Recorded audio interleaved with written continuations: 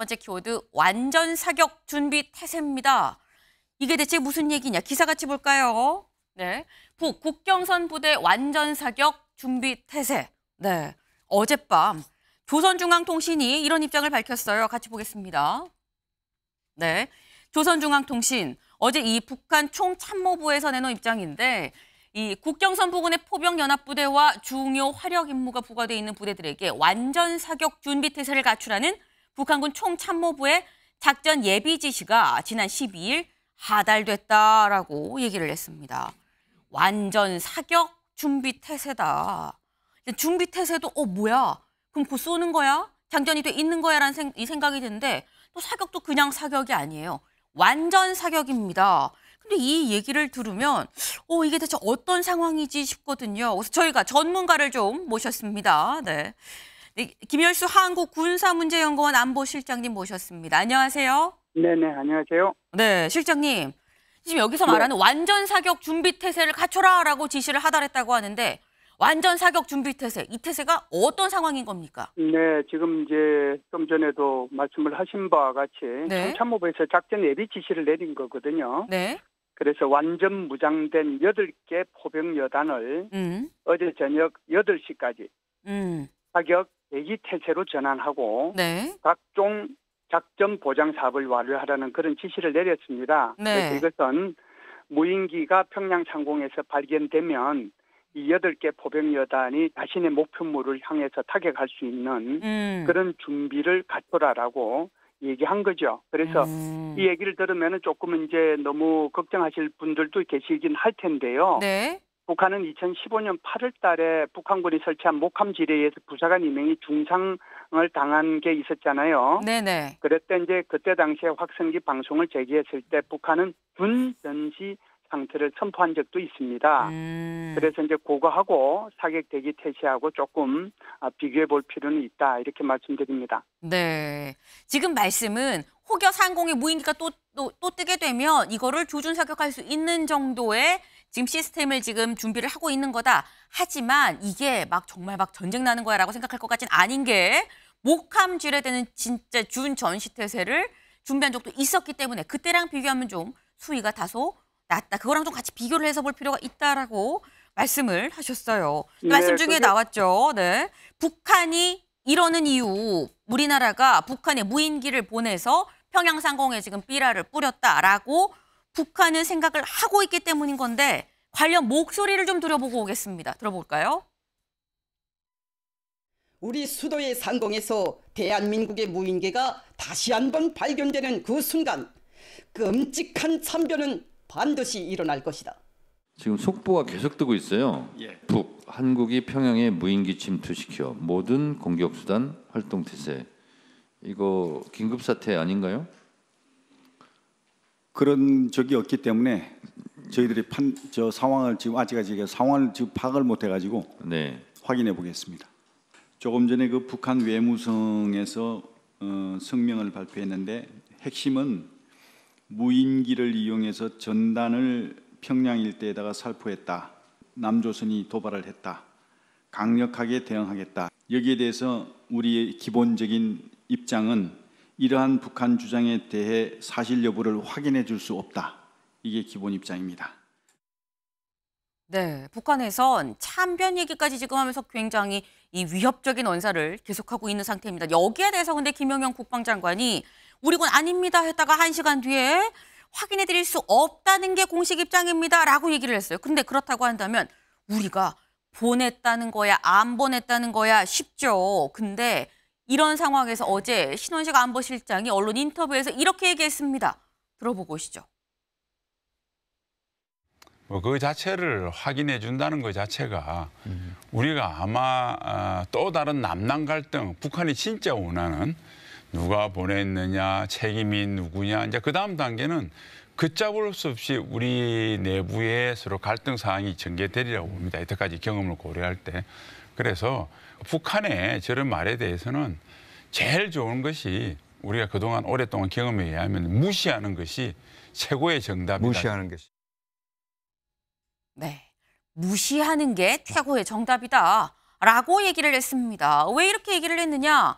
이렇다는 거죠. 군, 평양 무인기 확인 못해줘. 전략적 모호성으로 북한의 혼란을 유도하기 위함인 것 같다라는 해석이 지금 나오고 있습니다. 근데 실장님, 이 전략적 모호성에 대해서 전략적 모호성으로 가는 게 맞는 거냐? 만약에 우리 민간단체, 군에서는 안 보냈다고 해도 민간단체에서 보냈다고 하면 이게 북한까지 갈 때 우리 군이 몰랐다는 거야? 혹은 알고도 그럼 묵인했다는 거야? 라는 추가적인 논란이 있을 수 있는 전략적 모호성이 맞는 겁니까? 라는 지적도 일각에서는 또 나오더라고요. 네, 이거는 이제 구체적으로 답변을 안 하는 것이 저는 맞다고 보고요. 네. 그런 차원에서 국방부 장관이나 안보실장이 한 답변에 대해서 저는 동의를 합니다. 그래서 전략적 모호성으로 말하는 것이 오히려 북한으로 하여금 더 혼란스럽게 만들고 대응에 고민하도록 만든다는 것을 먼저 말씀을 드리고요. 그러면은 북한은 어땠느냐 하는 것을 이제 추가적으로 더 말씀을 드릴 텐데요. 네. 2014년도 3월 달에 병영도와 파주에서 2014년도 4월 달에 삼척에서 북한의 무인기가 발견됐고 거기에서는 청와대를 촬영한 사진까지 나왔습니다. 네. 2017년도 6월 달에는 인제에서 무인기가 발견이 됐는데 네. 사드 기지를 촬영한 사진이 나왔고요. 네. 2022년도 12월 달에는 북한이 무려 5대의 무인기를 보내서 경기 북부와 서울 상공을 휘짓고 다녔거든요. 이때도 북한은 말 한마디 안 했습니다. 그런데 왜 우리는 북한이 이렇게 하는 것에 대해서 일일이 대답해야 될까요? 아하. 그래서 오히려 네. 전략적 모호성으로 하는 것이 북한을 더 혼란스럽게 만들고 대응에 고민하도록 만드는 그런 이점이 있다. 그리고 그걸 통해서 우리의 남남 갈등을 최소화시키는 이점도 있다. 이렇게 봅니다.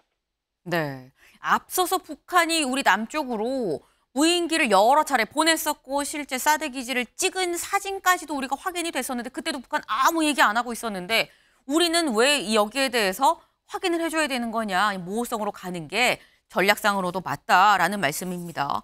근데 그렇다고 하면 이 부분에 대해서 사람들이 이런 생각을 또 해요. 다음 기사를 좀 볼까요? 다음 국민일보. 네, 무인기 누가 왜 어떻게 민간단체가 투입 북한 자작극 본문입니다. 그럼 대체 이 무인기는 어떻게 평양 상공에서 삐라를 뿌렸느냐라는 거죠. 때문에 많은 이 추측들이 나오고 있는데 대략적인 시나리오를 좀 저희가 모아봤더니 한 5개 정도 되는 것 같아요. 우리 군이 살포했다. 아니다. 우리 민간단체가 살포했다. 아니다.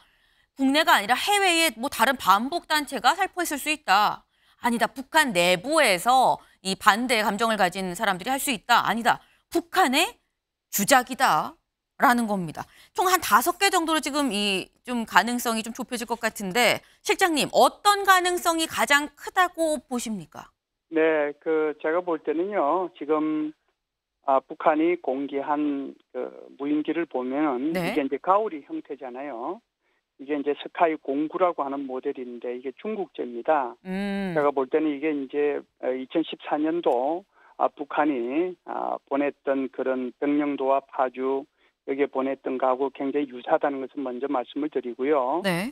두 번째는 이제 전단의 그 모습을 보면 그 색깔이나 내용 이런 것들이 기존에 우리 시민단체가 북한에 보냈던 거하고는 좀 차이가 나거든요. 네. 그래서 이것이 이제 새로운 어떤 그 민간단체에서 보냈을 수도 있겠다는 그런 생각은 해요.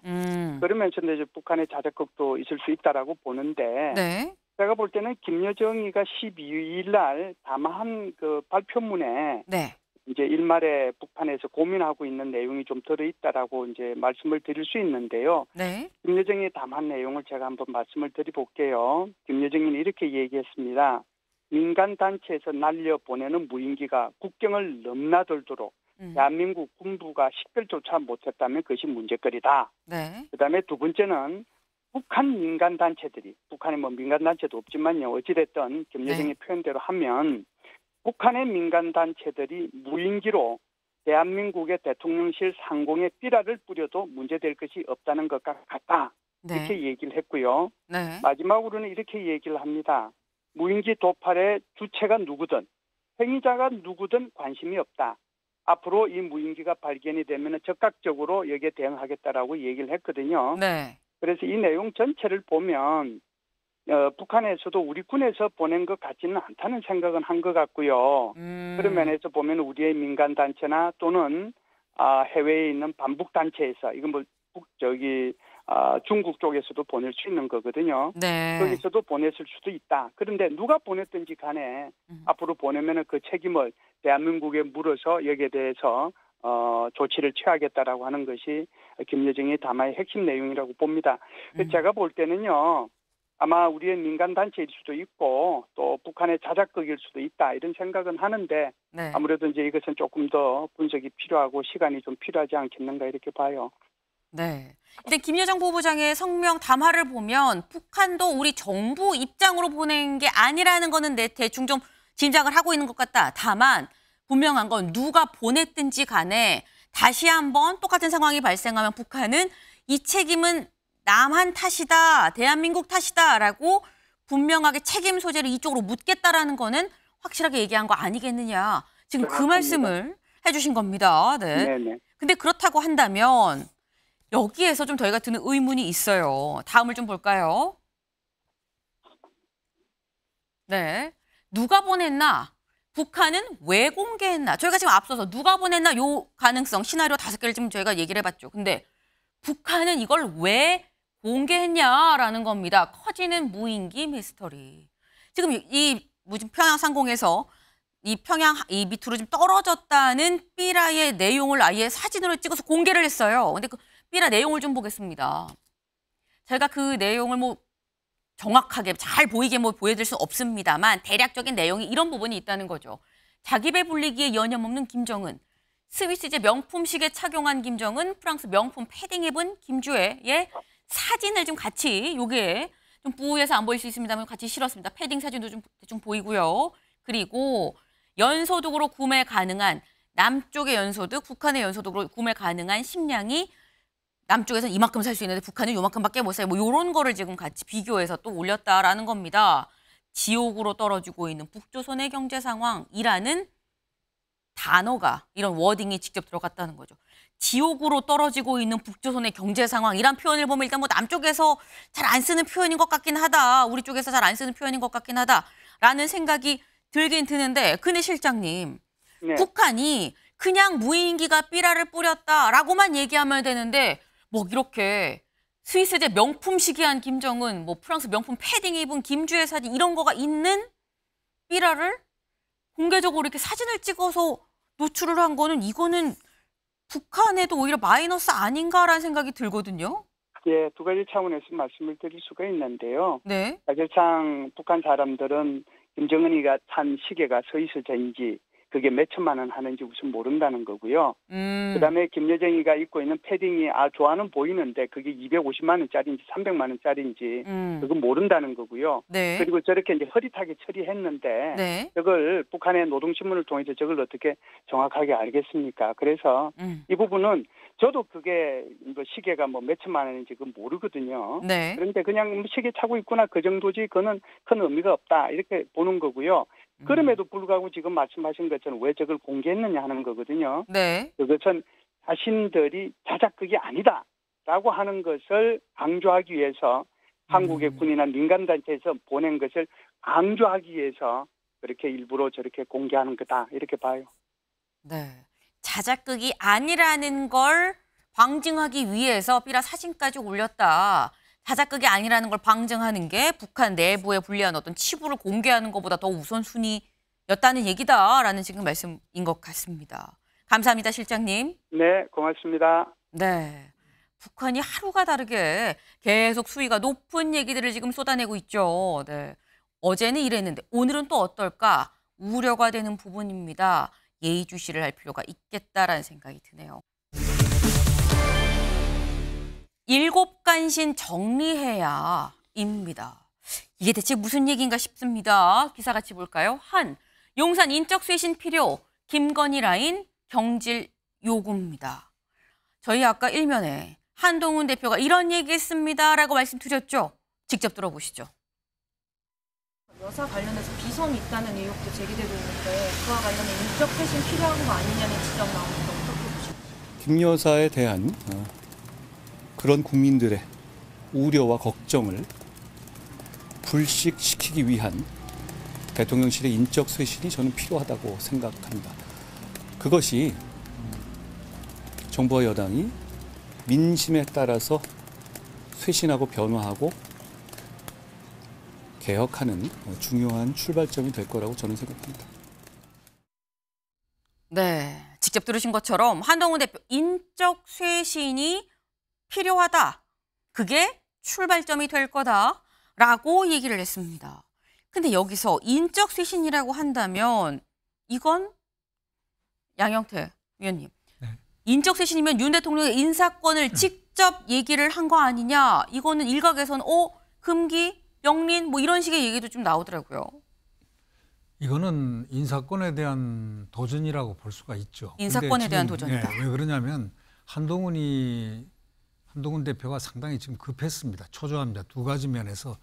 한 가지는 지금 민심이 좀 안 좋다. 그러니까 패배했을 경우를 갖다 먼저 전제를 할 경우. 이 경우에 대한 자기 방어. 왜 그러냐. 그리고 또 한 가지는 또 맞물려 있는 게 그 김옥균 뭐 그런 논이 나오고 있잖아요. 요즘에 돌고 여의도에서 돌고 있는 김옥균 시나리오. 그런 풍설들이 원래 많게 돼 있습니다. 많게 돼 있는데 이런 것들을 갖다 어떤 공작적인 측면에서 물론 대비를 할 텐데 지금 한동훈은 매진을 하는 게 아니고 선거에 자기 방어에 역점을 두고 지금 하는 바로 그런 차원에서 지금 용산의 인적 쇄신 특히 대통령실에 여태까지 여당 대표가 대통령실의 인적 쇄신을 그것도 공개적으로 요청한 적이 한 번도 없어요. 이분은 특징이 뭐냐면 공개적으로 용산을 계속 뭐 독대니 뭐니 이렇게 얘기하는데 이런 점들은 상당히 새로운 정치 행태다. 이렇게 생각을 합니다. 네. 지금 말씀은 인사권에 대해서 직접적으로 얘기한다는 건 이거는 정면 도전이라고 볼 수 있다. 그리고 한 대표가 이런 얘기를 하는 이유 이거는 자기 방어적인 측면이 상당히 강하다. 곧 있을 재보궐의 어떤 결과를 우려한 것일 수도 있고 지금 이 일각에서 도는 김옥균 시나리오 3일 천하라 그랬는데 3개월 천하 제2의 김옥균 시나리오 얘기가 나온다라는 얘기가 좀 돌고 있는데 그거에 대해서 본인이 의식을 해서 또 이런 얘기를 한 거 아니겠느냐라는 말씀을 하셨어요. 네. 사실 한동훈 대표의 이 발언 수위가 조금씩 올라가고 있죠. 처음에 활동자제를 얘기를 했다가 여사에 대해서 이 국민이 납득할 만한 수사 결과가 있어야 된다라고 얘기를 했고 그 뒤에 인적 쇄신이 필요하다라는 얘기까지 안으로 조금씩 파고 들어가는 발언들이 나오고 있습니다. 근데 일단 한 대표의 의중이 무엇이든지 간에 그럼 여기서 드는 의문은 인적 쇄신의 대상이 실제로 있는 것이냐라는 거죠. 인적 쇄신 누굴 얘기하는 거냐라는 겁니다. 여기 밑줄을 좀 볼까요?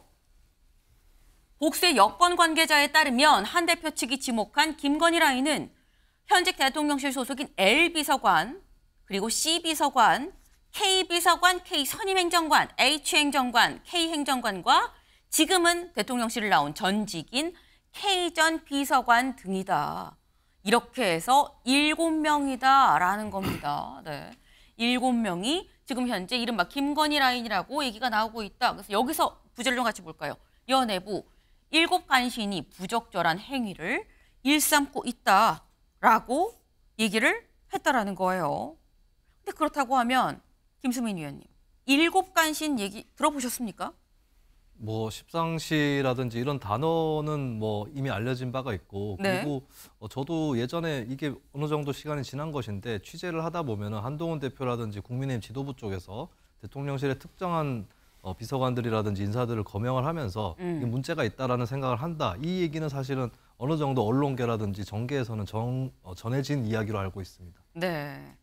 일단 몇몇의 얘기가 거론된 적은 있지만 구체적으로 7간신이라고 나온 적은 없고 다만 앞서서 김대남 씨 논란 관련해서 십상시 얘기가 있지 않았느냐라고 말씀하셨죠. 십상시 논란 그때 누가 얘기가 나왔느냐 같이 볼까요? 네, 그때 이런 얘기가 있었습니다. 녹취에서 나온 얘기인데 용산은 지금 거기 몇 사람 있어. 십상시 같은 몇 사람이 있어. 젊은 애들이 그냥 총애를 받고 있어 라고 얘기를 하면서 누구냐. 이번에 당선인 조땡땡, 그다음에 김땡땡, 강땡땡 이런 사람들이 쥐었다 폈다 한다. 여사하고 가까운 몇 명 황땡땡, 송파에서 나온 김땡땡 이래가지고 되게 땡땡땡땡 했습니다만 조땡땡, 김땡땡, 강땡땡, 황땡땡 많아요. 이런 사람들이 십상시다라고 김대남 씨는 얘기를 했었습니다.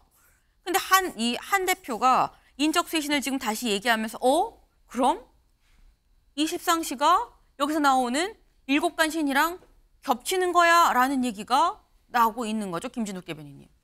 들어보셨습니까? 뭐 요즘에 그 나오는 얘기들 대부분이 다 이제 김건희 여사와 관련된 얘기들이고 특히 김건희 라인 이걸 또 한남동 라인이라고도 얘기해요. 지금 공관이 한남동에 있기 때문에 이분들이 지금 공관에 출입하면서 여사께 어떤 이 국정에 관련된 내용들을 보고하고 또 지시를 받는 거 아니냐 이런 얘기들이 지금 나오고 있는 거거든요. 그런데 한동훈 대표가 이 부분에 대해서 이렇게 공개적으로 직격한 이유가 뭘까?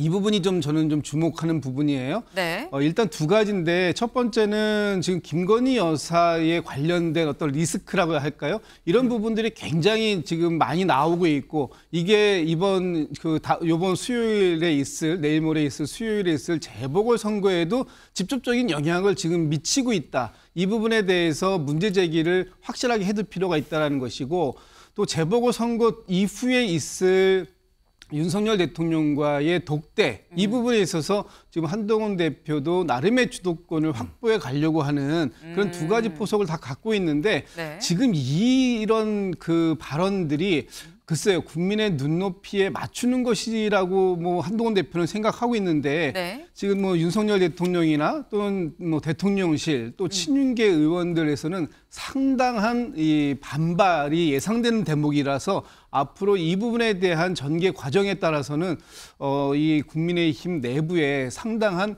요동이 칠 가능성이 있겠다 이런 전망도 좀 들어봅니다. 네, 지금 국민의힘 내부에 상당한 요동이 칠 상황도 좀 보인다라고 말씀하셨는데 사실 이미 요동은 어느 정도 이미 치고 있는 상황이긴 합니다. 지금 한동훈 대표가 매일매일 수위를 올려가면서 얘기를 하면서 요동치는 이 수위가 얼마나 더 높아질 것이냐 사실 이게 더 관건인 상황인 거죠.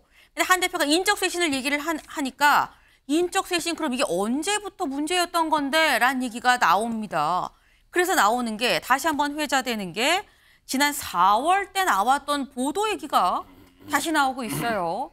새 국무총리 박영선, 비서실장 양정철 유력 검토한다라는 보도가 새벽 5시가 넘는 시각에 새벽에 나왔었죠. 근데 그때 대통령실에서 뭐라고 얘기를 했느냐. 그런 인선 검토된 바 없습니다라고 공식적으로 부인을 했습니다. 그런데 그때 또 다른 한켠에선 대통령실 관계자 입장으로 해서 검토하고 있습니다. 라는 얘기가 나왔었죠. 이 당시에 사실 김광삼 변호사님 이때 나왔었던 얘기가 이 여기서 말하는 대통령실 관계자 인사 업무랑 무관한데 검토한 거 맞아요라고 얘기를 한 게 이게 한남동 라인이었던 거 아니냐라는 얘기가 지금에 와서 다시 또 얘기가 되는 것 같아요. 아니 그때도 그런 말이 있었죠. 네. 그러니까 너무 보수층에서 보기에는 이해할 수 없는 그러한 인사였거든요. 만약 그게 그대로 이루어진다고 한다면. 그런데 굉장히 이제 엇박자를 내고 있는 것이고 그러면 지금 한동훈 대표와 관계에서 마찬가지고 국민의 어떤 소통과 관련돼서 대통령실의 지적을 당한다랄지 언론이 문제를 제기하면 항상 대통령실 관계자의 이름으로 언론에 보도가 됐어요. 근데 언론에 보도가 되는 대통령실 관계자의 언급 자체가 어떤 우리가 말하는 민심인과 여론과 굉장히 동떨어진 이야기를 많이 해서 이게 사실 총선에도 영향을 미치고 대통령 지지율에 굉장히 영향을 많이 미쳤거든요. 네. 그래서 이제 어떤 얘기가 있었냐면 대통령이 제대로 국정 업무를 수행할 수 없게 하는 간신들이 있는 게 아니냐. 그 말은 뭐 방송에서도 많이 했고요. 수없이 많이 했어요. 그런데 이번에 이제 한동훈 대표가 직접적으로 언급을 하면서 그 간신이 누구냐. 이거에 대해서 7명, 4명 이런 얘기가 나온단 말이에요. 그러면 사실 실질적으로 지금의 모든 정치권의 블랙홀은 김건희 여사예요. 윤 대통령 동남아 갔다 왔지만 거기에 대해서 누가 관심 있습니까? 언론에 보도가 됩니까? 체코 원전 수주 갔다 왔지만 그거에 대해서 누가 칭찬하는 사람이 없어요. 그럴 정도로 김건희 여사의 어떤 블랙홀이 되고 있다. 정치에 있어서. 그래서 처음에 뭐 사과해야 한다. 공개 행보 자제해야 한다. 그다음에 도이치모터스와 관련해서 불기소 처분하면 국민의 눈높이가 맞지 않다. 네. 그리고 지금 제가 볼 때는 이건 상당히 이제 피크로 가고 있다고 하는데 이제 사실 건드리기 어려운 저런 부분을 건드리는 거죠. 인적 쇄신에 대한 부분. 네. 공격받을 줄 알면서 건드렸을 거예요. 하지만 그거 자체가 이미 여론에 다 퍼져 있고요. 언론에서 다 퍼져 있어요.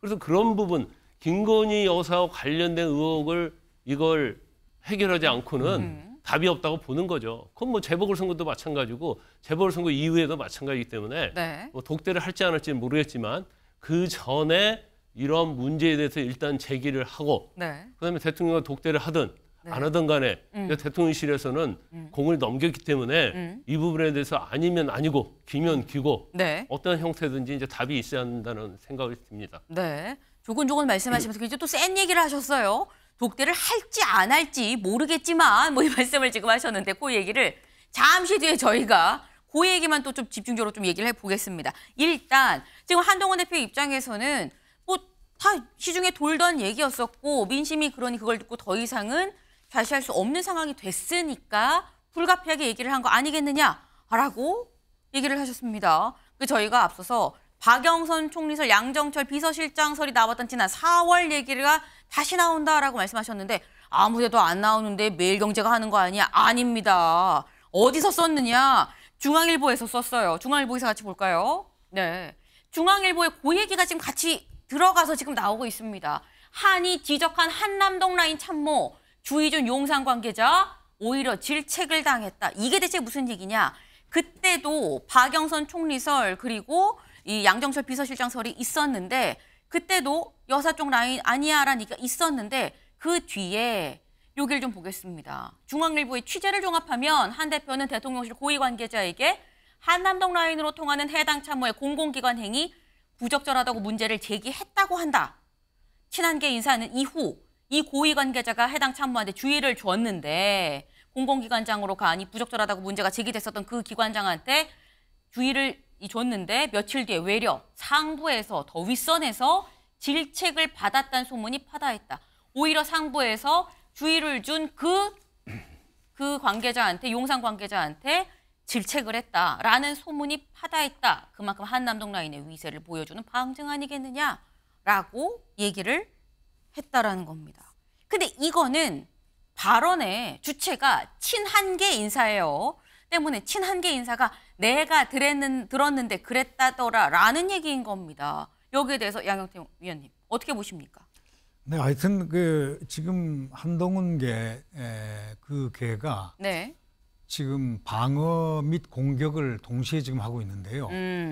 제가 볼 때는 이 선거를 이 기준점으로 잡고 있는 것 같아요. 재보궐선거를 패배할 경우에 상정될 수 있는 자기에 대한 어떤 책임론, 이거에 대한 방어 및 그걸 극복하기 위한 공격, 이것이 상호 지금 이 공격과 네. 또 세기를 갖다가 강도를 높여가는 가중시켜가는 건데 이제는 이 강도가 결국은 이제 이 용산에서는 답변이 없지 침묵이지 않습니까? 침묵을 할 수밖에 없는 그 데드라인이 언제냐? 선거 끝날 때까지는 말을 하지 않겠다는 거 아니겠습니까? 그럼 말하지 않는다는 거는 그동안에 말을 안 하니까 더욱더 세게 이렇게 지금 강도를 높였는데 이 이상의 강도가 더 있겠습니까? 없을 겁니다 아마. 그리고 한 가지 중요한 거는 네. 여당 대표가 야당을 공세를 취해야 되는데 야당에 향해서는 공세가 전혀 없어요. 오히려 자기 대통령실을 공격하는 게 이것이 과연 선거에 얼마만큼 도움이 될 것인가. 그리고 또 한 가지만 말씀드리면 이 김건희 여사에 대한 그 부분은 한두 번이 아니에요. 지금 이 의혹이란 건 수없이 많아요.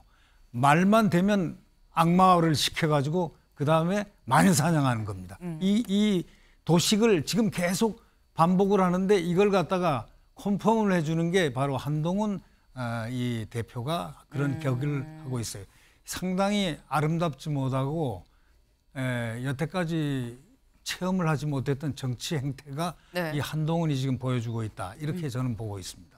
네. 네. 지금 친한계에서 재보궐선거 결과에 대한 책임론 공방에 대한 방어 플러스 그 방어의 한 수단으로서 공격도 지금 같이 하고 있다. 그래서 여기서 지금 나온 인적 쇄신보다 더 높은 공격이 나올래야 뭐 나올 수 있겠느냐. 지금이 가장 하이다라고 말씀을 하셨어요. 김수민 위원님. 이보다 더 높은 공격은 없을 것이다라는 말씀 어떻게 보십니까? 네, 일단 뭐 국민의힘 내부적으로 특히 친윤계 입장에서는 그 얘기를 왜 공개적으로 하느냐 여기에 대해서 불만을 토로하고 있고 대통령실도 부글부글한다 이렇게 또 보도가 되고 있거든요. 그렇다면 한동훈 대표 입장에서도 아마 좀 고수위로 이렇게 공격을 하고 있는 거기 때문에 이게 재보궐선거를 앞두고 또 그보다 더 세게 공격하기는 어려울 겁니다.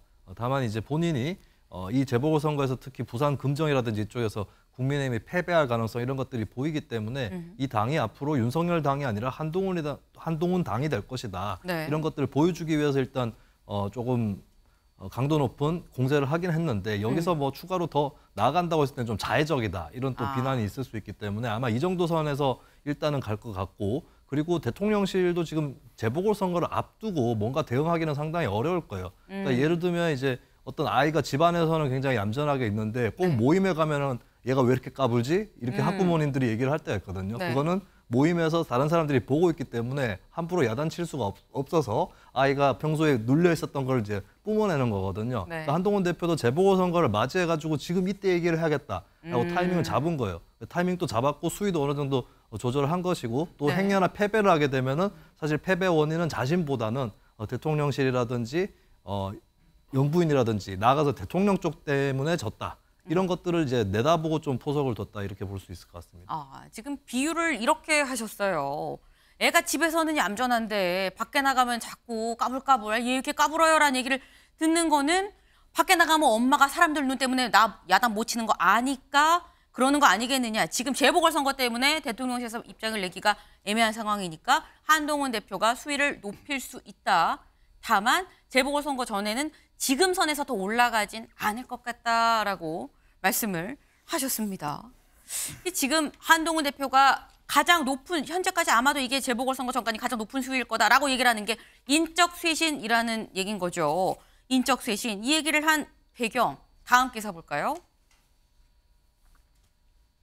여핵심, 용산, 제 역할 못하는 건 김건희 라인 때문 존재하면 안 돼. 라는 겁니다. 여기서 말하는 여핵심은 눈치채셨겠지만 친한계의 얘기입니다. 친한계에서는 용산이 지금 제 역할을 못하고 있는 이유는 김여사 라인 때문이다라고 얘기를 하고 있습니다. 실제 실명으로 목소리를 내는 사람도 있죠. 직접 들어보시죠. 네, 김여사 라인, 그 보통 이제 한남동 라인이다 뭐 이런 표현들을 써요. 이제 그 관저가 한남동에 있고 김건희 여사가 주로 이제 관저에 머무니까 이거는 뭐 기강도 기강이고 그 정도 되면 그 대통령실은 완전히 콩가루 뭐가 되는 거 아니에요 지금? 기강도 없고 네? 원칙도 없고 시스템도 네. 붕괴됐고. 네. 네. 지금 신지호 부총장은 대표적인 친한계 인사죠. 근데 뭐라고 얘기를 했느냐. 지금 대통령실 기강이 한남동 라인 때문에 콩가루가 되는 거 아니냐라고 지금 얘기를 했습니다. 이 얘기는 김준욱 대변인님. 일단 김여사 라인이 워낙에 철옹성이어서 정진석 실장이나 홍철호 정무수석이 비집고 들어갈 틈이 없다라는 걸로 지금 보는 겁니까? 지금 김건희 여사의 위세가 워낙 대단하다. 뭐 네. 지금 저 얘기를 하고 있는 거 아니겠습니까? 그러다 보니까 용산에서 V1, V2가 누구냐, 심지어는 V0가 김건희 여사가 아니냐 이런 얘기까지 지금 나오고 있다. 이것이 지금 세간에서 너무 크게 퍼져 있다 보니까 네. 결국은 모든 것은 김건희 여사로 통한다 이런 문제가 되고 있는 것이고 이것이 지금 대통령뿐만 아니라 국민의힘까지 당정이 같이 지지율이 하락하고 있는 결과적으로 초래하고 있는 것이다. 지금 이 얘기를 하고 있는 거죠. 그러기 위해서는 이 부분을 해소해야 되는데 그 해소하는 방식이 처음에는 여사가 공개 활동을 자제하는 수준 정도를 얘기했지만 이제는 이제 그런 단계는 지났다. 이제 여사가 그 공개 활동을 안 하는 것은 네. 기본이고 거기에 더해서 여사와 주위에서 같이 위세를 함께 흔들었던 호가호위했던 그런 사람들마저도 이젠 정리해야 된다. 한동훈 대표가 이렇게 얘기했다 그래요. 김여사 라인이 없으면 없다고 얘기하고 아니면 없애겠다고 해야 된다라고까지 이렇게까지 강하게 지금 한동훈 대표가 얘기하고 있는 것은 지금 이 문제를 그냥 넘기지 않겠다. 이번 기회에 완전히 정리해야 되겠다라고 하는 것이고요. 중앙일보가 며칠 전에 지난주에 썼던 내용 중에 칼럼 중에 나왔던 내용이 뭐냐면 제2부속실을 만들려고 하고 그 제2부속실에 여사와 관계가 깊은 사람들을 다 넣으려고 보니까 너무 많아서 불가능하더라라는 얘기가 나와 있고 또 한편으로는 여사가 수석들 앞에서 대통령까지도 질책하는 그런 모습을 보여주고 있다. 이런 것들이 결론은 모든 이 문제가 지금 이렇게 꼬여가고 있는 이 핵심에 김건희 여사가 중심에 있는 것이고 이 김건희 여사를 중심으로 해서 호가호위하고 있는 이런 인사들 이런 분들을 없애지 않는 한 지금 이 문제는 답이 없다. 이런 부분들에 대한 한동훈 대표와 한동훈 대표의 측근들의 인식이 같다. 이렇게 보여지는 거죠. 네, 지금 한 대표의 입장에서 설명을 좀 주셨는데 조금 전에 대표적인 친윤계 의원이죠. 권성동 의원이 SNS에 글을 올렸습니다. 뭐라고 올렸느냐.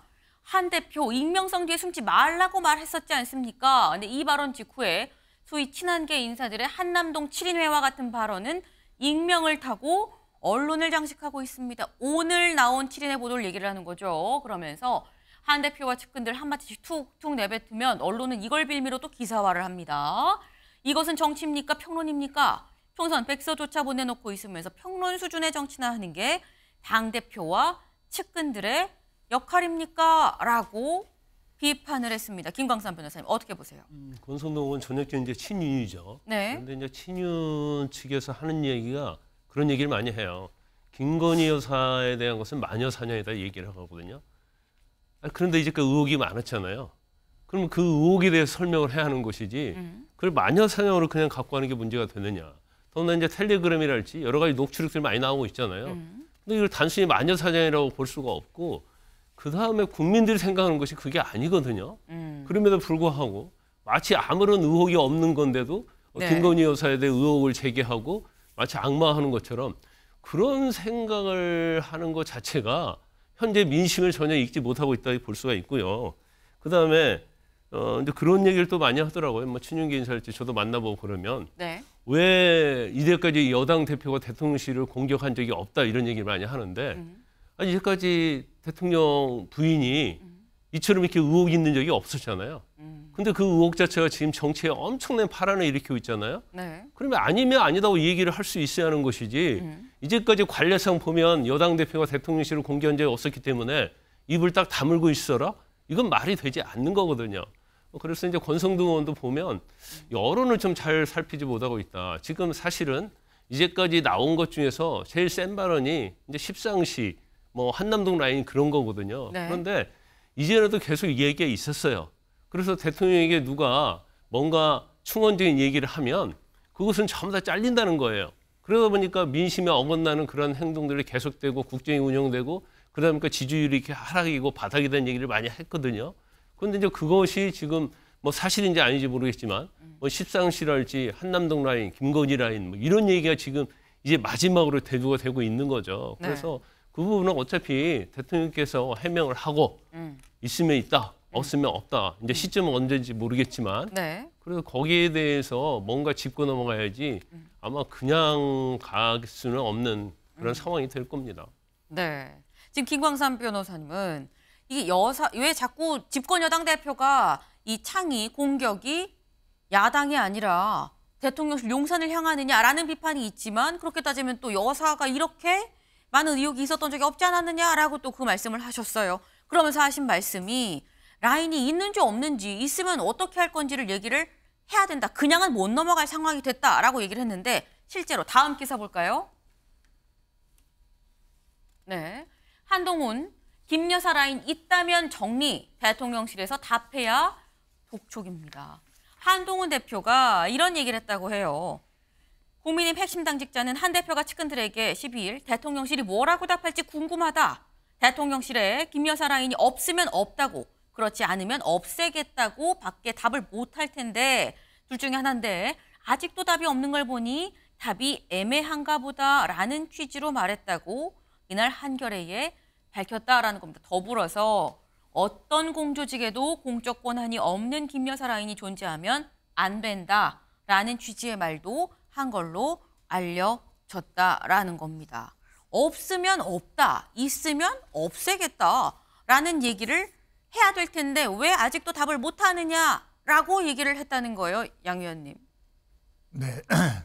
왜 얘기를 못하고 있는 것이냐, 어떻게 보십니까? 네. 못하는 게 아니고 지금 안 한다고 안 아까 하는 얘기했지 거다. 않습니까?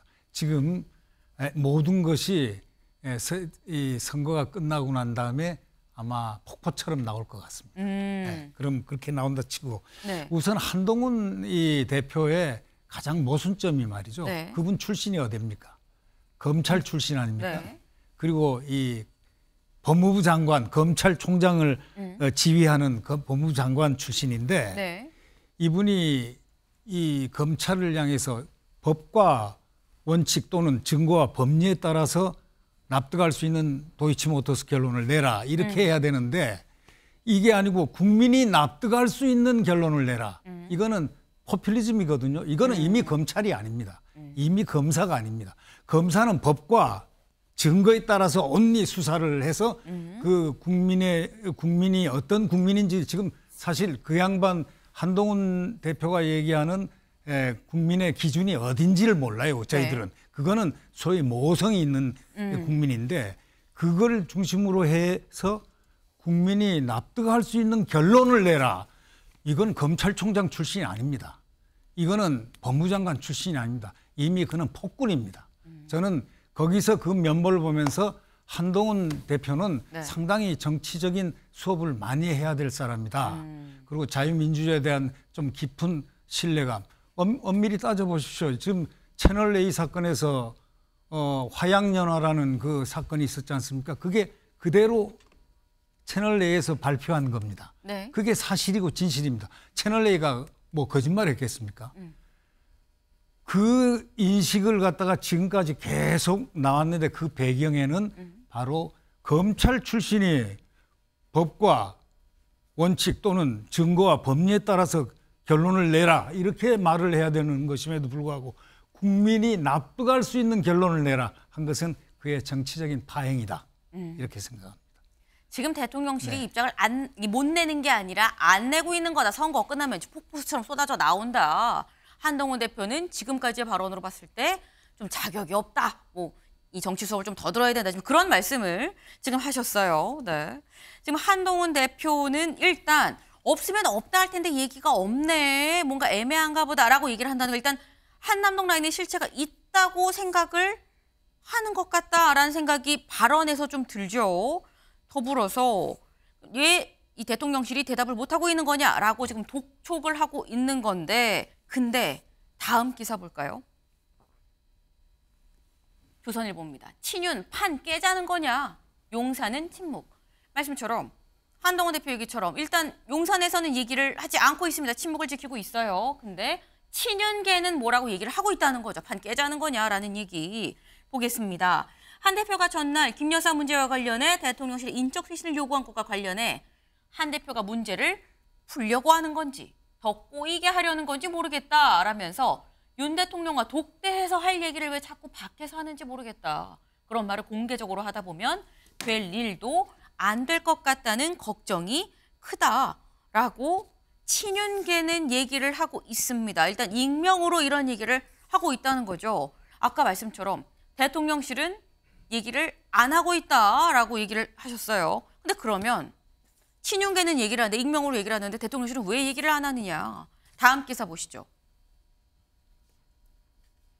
한 압박에도 말아끼는 대통령실의 속사정이 대체 뭐냐?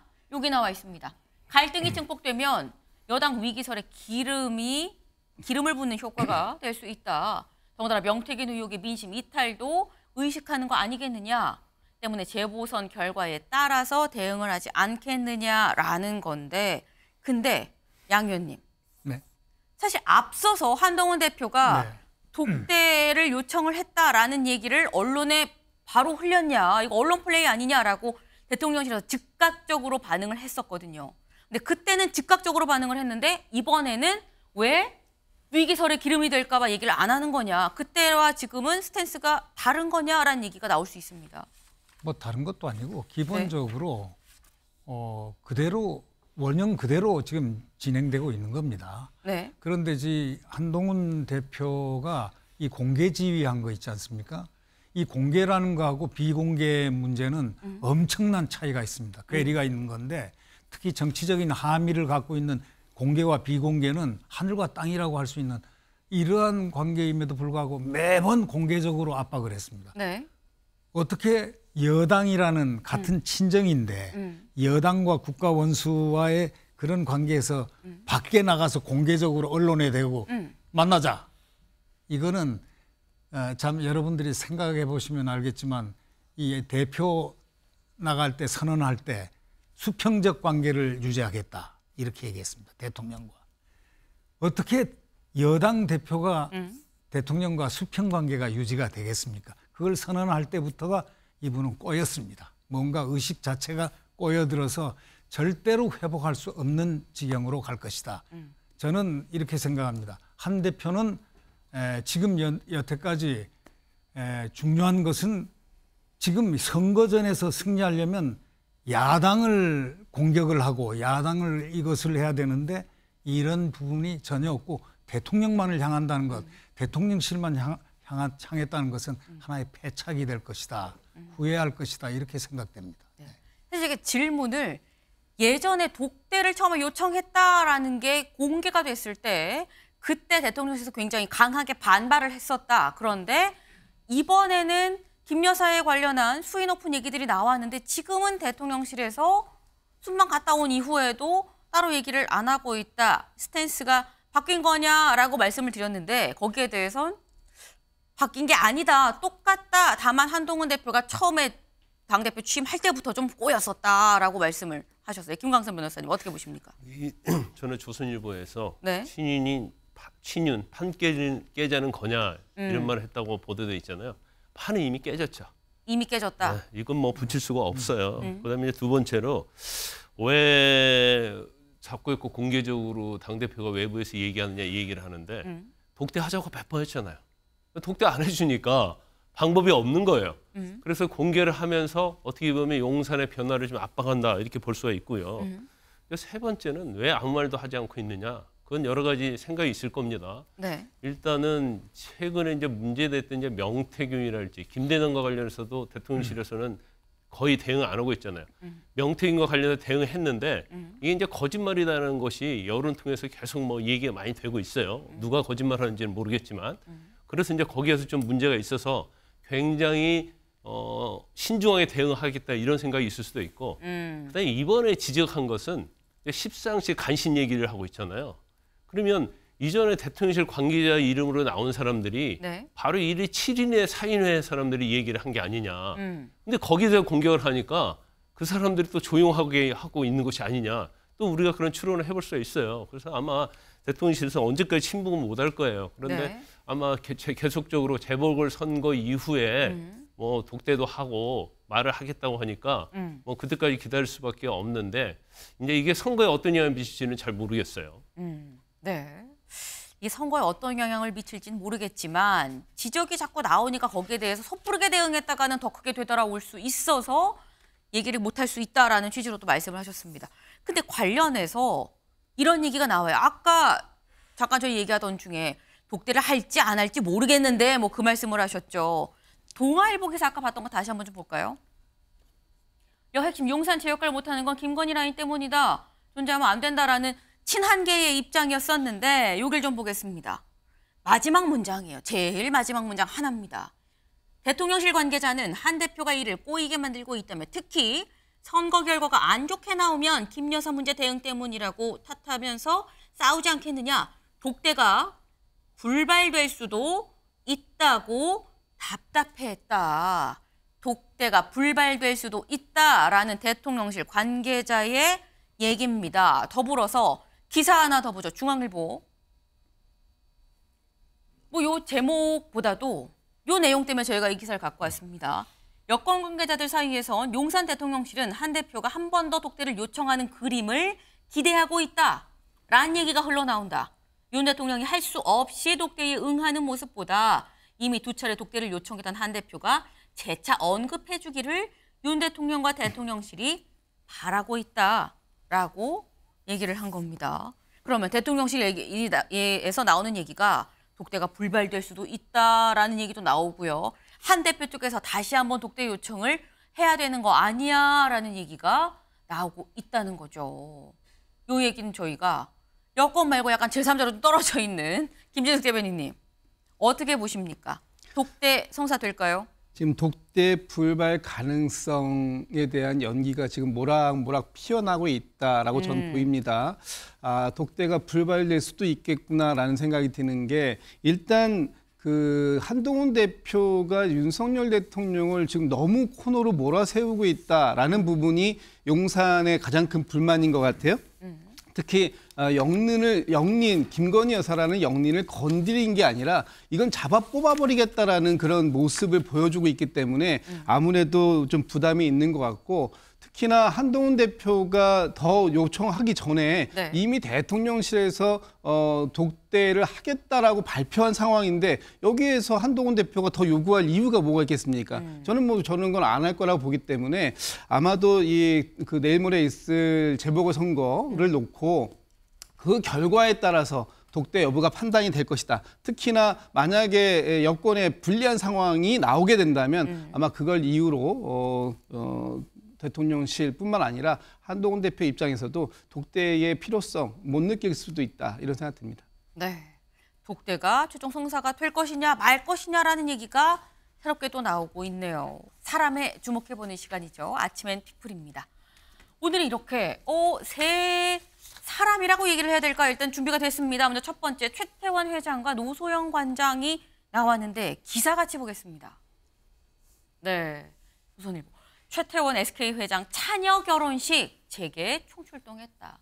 이 모습이죠. 어제였습니다. 어제 워커힐 호텔에서 이 차녀, 이 최민정 씨랑 이 배우자 케빈 황 두 분이 결혼을 했다라는 겁니다.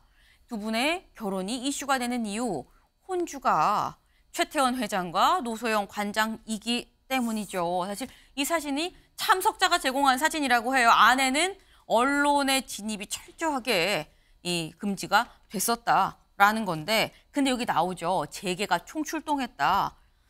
저희 사진 기사를 좀 같이 볼까요? 네, 이 모습입니다. 재계 누가 나왔느냐라는 거. 여기 긴가민가 하실 수 있는데 이재용 회장이고요. 네, 여기는 김동선 그리고 여기는 이재현, CJ, 한화, 삼성 다 왔다라는 거죠. 그래서 모두 차녀의 결혼식을 축하해줬다라는 건데 들어가는 인사들의 모습 같이 잠깐 보고 오실까요?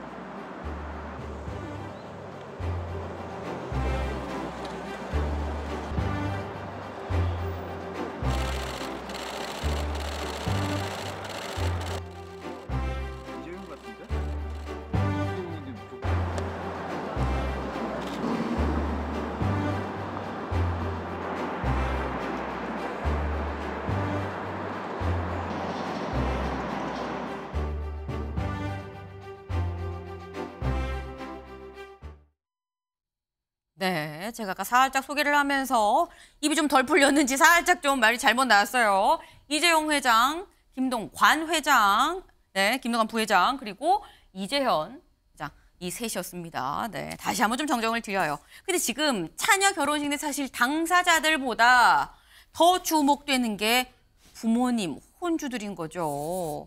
왜냐하면 김수민 의원님, 사실 두 사람 이혼 소송 중이거든요. 최태원 회장과 노소영 관장. 지난 5월에 항소심 결과가 나오고 이날 처음 만났다고 합니다.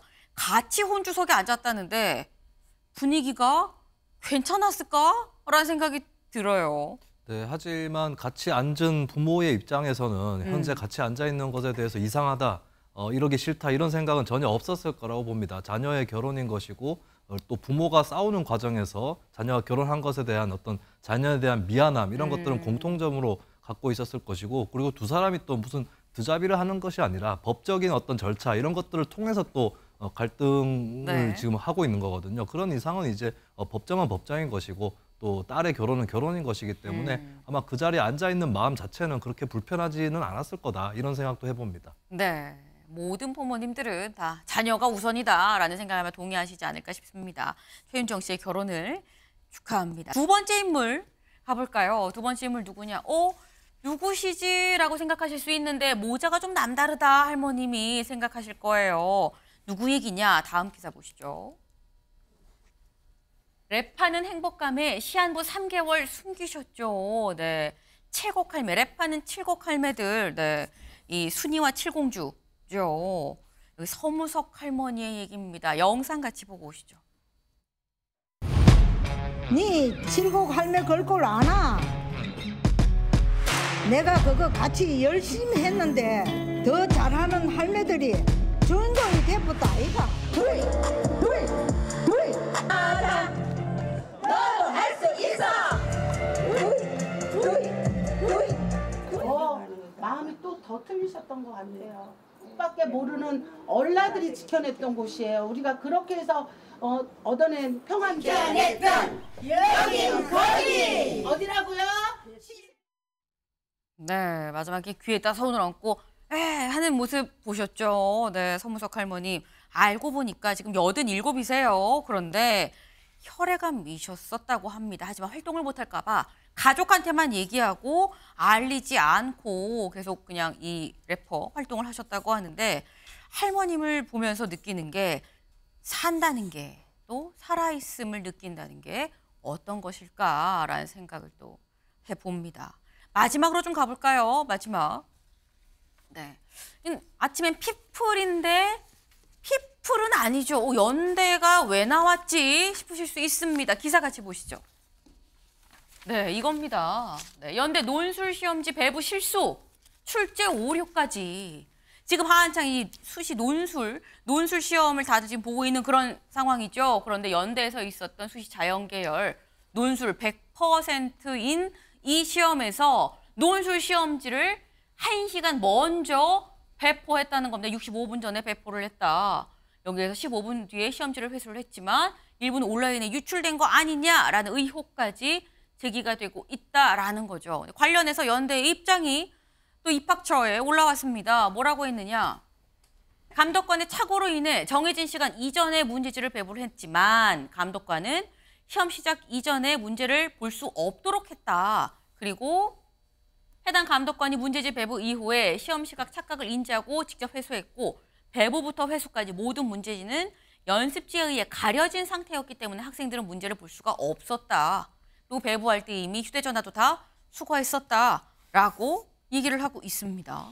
근데 이 부분이 사실 우리나라 교육열이 세계 어느 나라에도 사실 뒤지지 않거든요.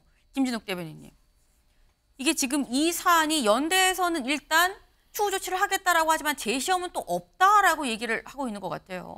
저 부분이 이제 그 시험 시작 전에 문제지를 이제 시험 감독관이 시간을 착각해가지고 먼저 나눠주고 아이고 이게 잘못됐다 해가지고 바로 회수를 했다고 하는데 그 사이에 이게 이제 그 온라인에 유출이 돼서 많은 사람들이 이제 화제가 됐던 거예요. 그런 의혹인 거죠. 유출이 됐는지 의혹. 그런 거죠. 네. 그런데 지금 이제 저것뿐만 아니라 또 문제가 또 좀 내용이 좀 바뀐 또 문제가 좀 잘못 출제된 부분도 있다고 해서 이번에 연세대학교에서 좀 총체적인 부분 점검이 필요한 부분이 있고 저 내용을 가지고 지금 사람들은 재시험의 기회를 줘야 되는 거 아니냐라는 얘기도 하고 있는데 그런 부분까지 종합적으로 판단을 좀 해볼 필요는 있을 것 같습니다. 네. 일단 해당 사안에서 공정성 논란이 인다면 논란이 있는 그 시점부터 공정성에 일단 금이 갔다라고도 볼 수 있는 거 아닌가라는 생각을 좀 해봅니다. 관련해서 연대에서 어떤 추후 조치가 이어질지 주목이 되네요. 저희가 준비한 소식 오늘 여기까지입니다. 오늘도 좋은 하루 보내세요.